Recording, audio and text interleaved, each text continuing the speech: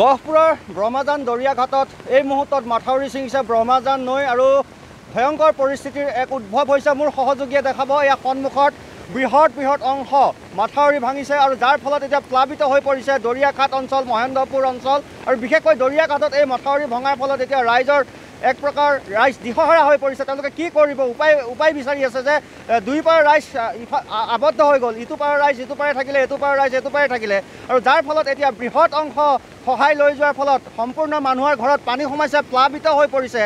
News 18 Assam north ইষ্টৰ দৰ্শকসকলক দেখাইছোঁ যে মাহটোত দুবাৰ তিনিবাৰকৈ এই ৰাইজ সমস্যাৰ সন্মুখীন হ'বলগীয়া হৈছে আৰু ব্ৰহ্মাজান নৈৰ বাঢ়নী পানী এয়া অৰুণাচল প্ৰদেশত নেৰানেপেৰা বৰষুণ, তাৰ সমান্তৰালকৈ গহপুৰতো নেৰানেপেৰা বৰষুণ আৰু নেৰানেপেৰা বৰষুণ যেতিয়াই আহে তেতিয়াই এই অঞ্চলসমূহ ব্ৰহ্মাজান নৈ প্লাবিত হৈ পৰে আৰু এই মুহূৰ্তত তীব্ৰ সোঁত, ৰাইজ প্ৰকাৰ দিশহাৰা, ঘৰত পানী সোমাইছে। বহু শিক্ষাৰ্থীৰ আজি ছমহীয়া পৰীক্ষাও চলি আছিল, তেওঁলোকো কিন্তু এতিয়া পৰীক্ষা দিবলৈ সমস্যাৰ সন্মুখীন হৈছে কাৰণ ঘৰৰ পৰা কেনেকৈ ওলাই যাব। এই মুহূৰ্ততো বৃহৎ অংশ সহায় লৈ গৈ আছে। আমি স্থানীয় ৰাইজ আছে, অকণমান কথা পাতিম। দাদা, মই অকণমান আপোনাৰ ওচৰলৈ আহিছোঁ।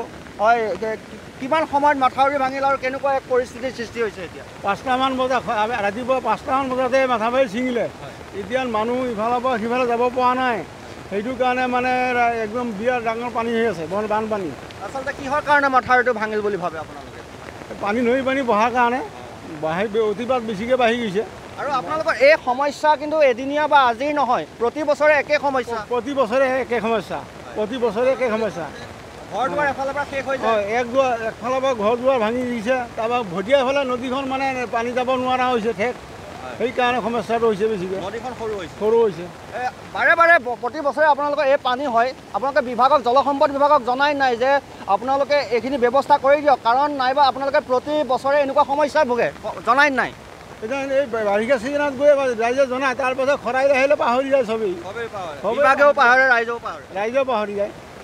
হয়, সন্মুখৰ ফালে পুনৰ দেখাব যে খুব এক ভয়ংকৰ পৰিস্থিতিৰ ফালে গতি কৰি আছে, কাৰণ খেতিপথাৰ আছিলে, বিশেষকৈ খেতিপথাৰ আছিলে আৰু খেতিপথাৰসমূহ ইতিমধ্যে প্লাবিত হৈ পৰিছে। আৰু বিশেষকৈ আমি যদি পশুধনৰ কথা কওঁ, আৰু আছে স্থানীয় ৰাইজ। দাদা, এতিয়াতো পানী বাঢ়িয়ে আছে আৰু বাঢ়িবই।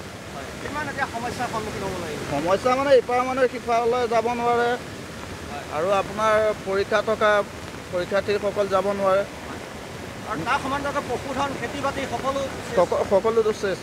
মাহটোত 2-3বাৰকৈ ডুবিলে, 2-3বাৰ 4বাৰো আহিছে এইবাৰ। আপোনাৰ পিছফালৰ নদীখন হ'ল ঠেক, আগফালৰ নদীখন বহল, পানীটো পিছফালে যাব নোৱাৰে, আগফালেতো ভাঙিবই।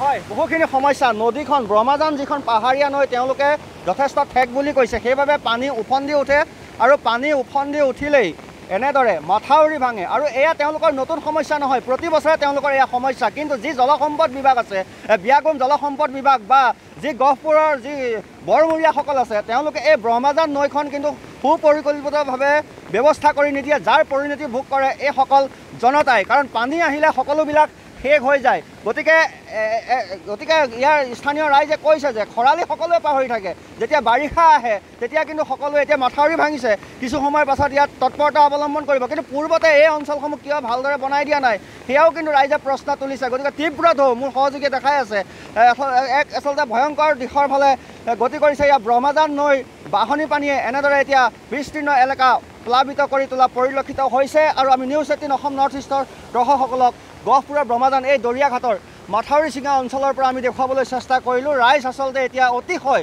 চিন্তিত হৈ পৰা দেখা গৈছে।